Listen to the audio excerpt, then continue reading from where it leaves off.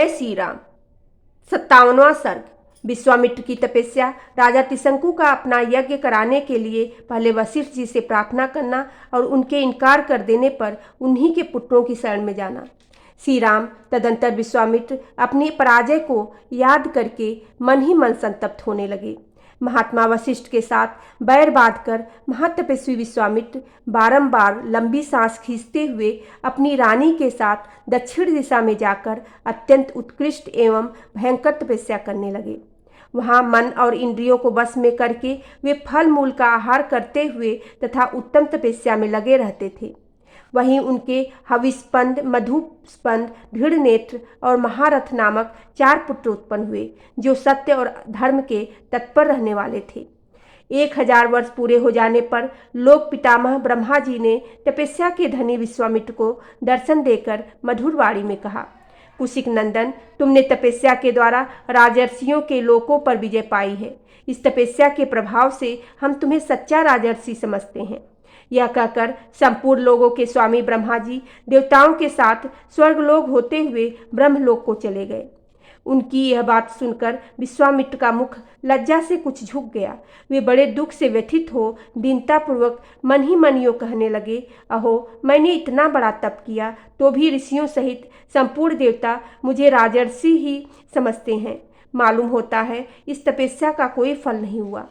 श्री राम मन में ऐसा विचार सोचकर अपने मन को वश में रखने वाले महातपस्वी धर्मात्मा विश्वामित्र पुनः भारी तपस्या में लग गए।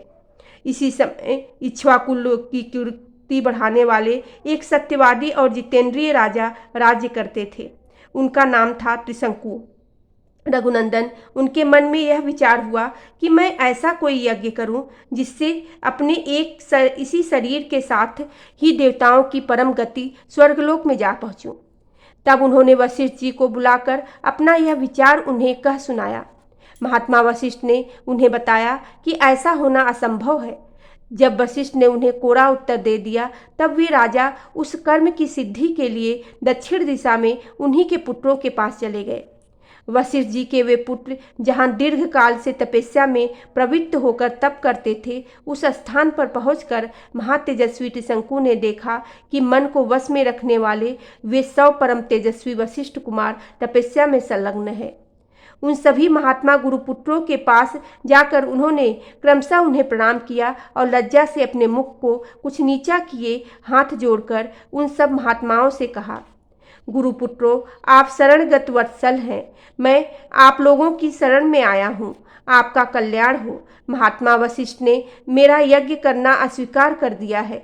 मैं एक महान यज्ञ करना चाहता हूँ। आप लोग उसके लिए आज्ञा दें। मैं समस्त गुरुपुत्रों को नमस्कार करके प्रसन्न करना चाहता हूँ। आप लोग तपस्या में संलग्न रहने वाले ब्राह्मण हैं। मैं आपके चरणों में मस्तक रखकर यह याचना करता हूँ कि आप लोग एकाग्रचित हो मुझसे मेरी अभीष्ट सिद्धि के लिए ऐसा कोई यज्ञ करावें जिससे मैं इस शरीर के साथ ही देवलोक में जा सकूं। तपोधनो, महात्मा वशिष्ठ के अस्वीकार कर देने पर अब मैं अपने लिए समस्त गुरुपुत्रों की शरण में जाने के सिवा दूसरी कोई गति नहीं देखता। समस्त इक्ष्वाकुवंशियों के लिए पुरोहित वशिष्ठ जी ही परम गति हैं। उनके बाद आप सब लोग ही मेरे परम देवता हैं। बोलो सियावेरी रामचंद्र की जय। पवन सुत हेनु माने की जय।